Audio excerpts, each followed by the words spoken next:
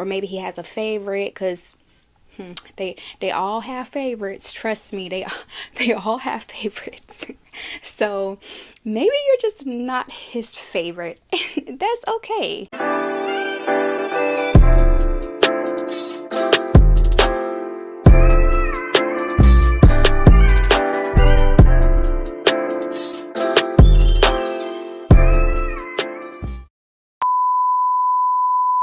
What's up, you guys? It's Megan, and I'm back with another video. Today, I'm going to be talking about something that I felt a sense of urgency to speak about, because a lot of times us as women, we put up with so much that we should not put up with, especially in the early stages of dating.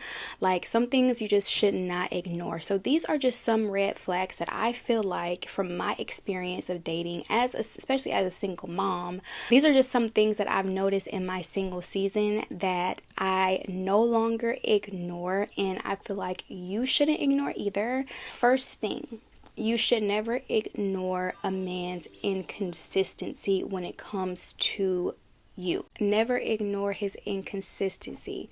So for instance, if on Monday he's texting you back super fast, like giving you all the attention in the world, and then on Tuesday you notice that he's kind of like standoffish, or he's not responding as fast as he was, or he leaves you on red, or he texts back hours later, and it's just not the same energy. So if you notice that I feel like is a red flag. Now, there are like some exceptions to the rule, like maybe he's just at work, or maybe he's just busy. Like people get busy. Like, I understand that people have lives. People, like, we have a lot going on in our lives, especially as adults, and especially if if he has kids or whatever the case may be. But that can be communicated, so if you know that, for instance, he's going to be at work, or if he knows that he's going to be at work and he's going to be busy, he could just send you a quick text like, hey, I'm a little busy today, so I might not be able to text you back right away, or I might have to talk to you later, or whatever the case is. That can be communicated. Like, communication is key. So if you notice that he's just responding really late and he's not really explaining like why, I would take that as a red flag, that maybe he's just not that interested, or maybe he has another, somebody else, or whatever it is. Maybe he has a girlfriend, or maybe he has a favorite, because they all have favorites. Trust me, they all have favorites. So maybe you're just not his favorite. That's okay. That's perfectly fine. Just do not ignore when a guy is inconsistent in his communication, when he is inconsistent in his effort, when he's inconsistent in his mood, his attitude. Like, if on one day he's like super sweet, super nice, and then the next day he's kind of like snappy a little bit. Like, first of all, who's the girl here? Am I the girl, or are you the girl? Like, why you got an attitude? Why you beating me mad? What did I even do to you? Like, so don't ignore that. Don't ever ignore a man's inconsistency.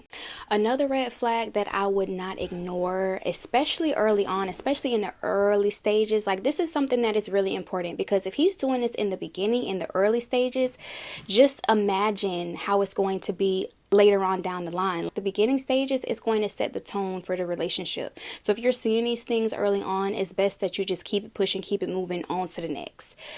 I would never ignore a man's effort.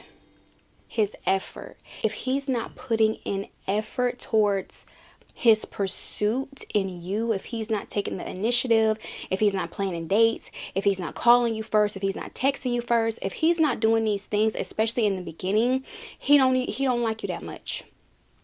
He don't like you that much. You're not a priority to him, and that's okay. These are things that you should never ignore, especially in the beginning. If he is not putting in any effort into taking you on a date, into calling you, into initiating the communication, into showing interest in you, then he's not interested in you. He's not interested in you. If you know that you guys have been talking for a good amount of time and he has not planned a date, at least within the first 2 weeks or 3 weeks at the most. It really just depends on how comfortable you feel, and if you feel like the communication has been up to par, then I would say if he has not been showing effort into taking you out on a date or doing something and spending some time, then you're not a priority to him. And a lot of guys will have an excuse when it comes to maybe not initiating planning a date or taking you out or doing something. They'll maybe have an excuse of like, okay, I don't really have the money right now. I'm like really busy, I like whatever the excuse is. At the end of the day, if they want to, they will. Like they say, if they want to, they will. If he wants to spend time with you, if he wants to take you out, if he wants to talk to you, he is going to do it. There is no excuse. Like there's no excuse unless he's just like really sick. He may be in the hospital. Maybe his mom got sick. Maybe his kids got sick, something. But if the excuse is like, if it's like a really sorry excuse, then I would not ignore that. I would not ignore that.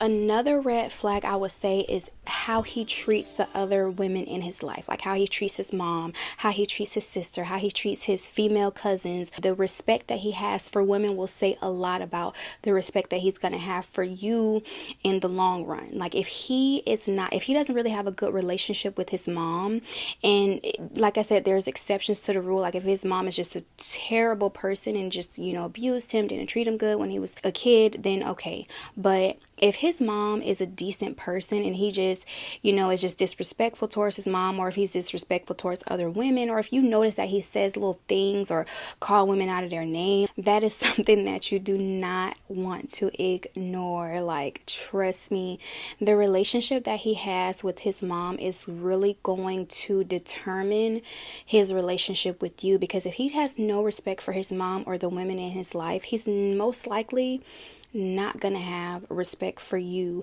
So that's something you really do not want to ignore, especially in the beginning. Something that I've learned in my few years of being single and just really finding myself and coming to terms with my single season is that you're not gonna be everybody's cup of tea, but you are somebody's it girl. Somebody is gonna love you and truly genuinely like you for who you are and the person that you are. Somebody gonna love your dimples. Somebody gonna love your freckles. Somebody gonna love your stretch marks. Somebody gonna love that cellulite. Somebody is gonna love those kids that you have. Somebody is going to love you. Trust me, somebody is gonna love you.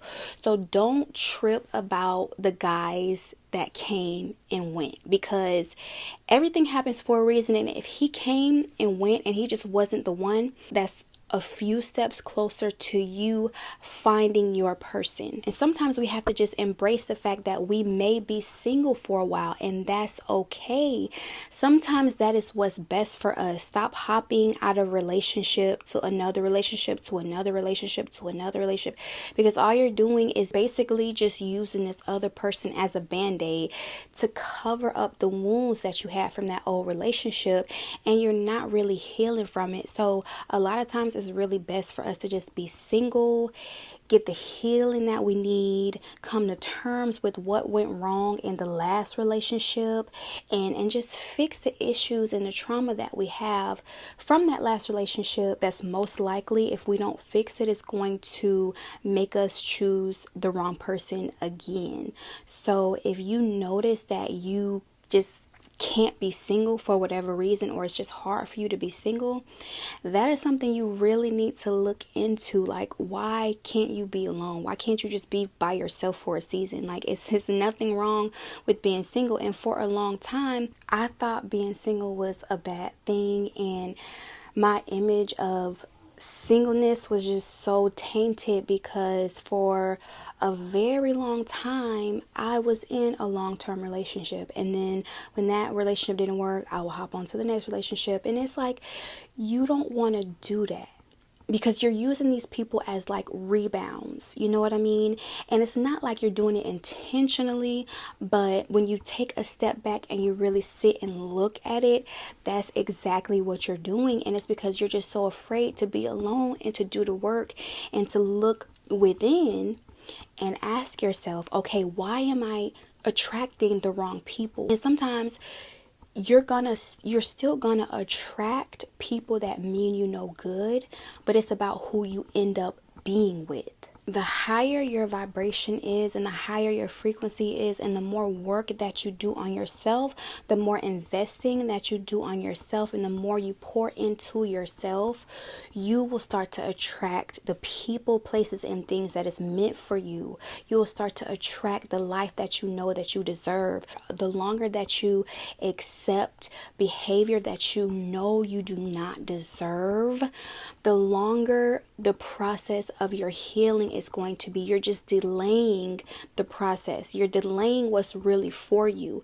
So as soon as you start to notice these things, it's best to take heed.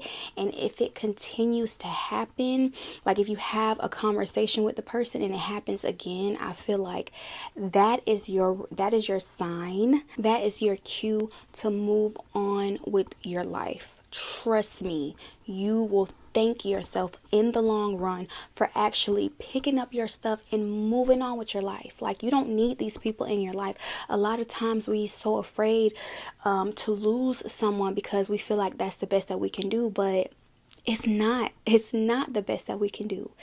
God is a God of abundance. So when you are looking at life from an abundant mindset, you will realize that when you drop that dead weight, you will only begin to attract better and better and better. So embrace your single season, learn how to not ignore the red flags, and walk in abundance. Walk in knowing that what God has for you is for you. So if these people are not meant to be in your life, He's going to remove them out of your life, and you have to embrace the fact that can't everybody go, and that's okay. Do not be afraid to drop that dead weight and to leave people where they are. If they show you who they are, believe them. Stop giving people the benefit of the doubt, because at the end of the day, they know exactly what they're doing, especially if they are grown adults, fully capable of thinking for themselves and doing the right or wrong thing. God gave us free will. So these people, they know what they're doing. They know what they're doing. And it's up to you to accept the behavior or to not accept the behavior. It's up to you. It's your choice. So that's all I have for you guys today. I probably would do a longer video going more in detail about this topic, because I can go on and on about this. But for now, I'm just going to keep it short and simple. And I hope you guys have a blessed day. And I will see you on the next video.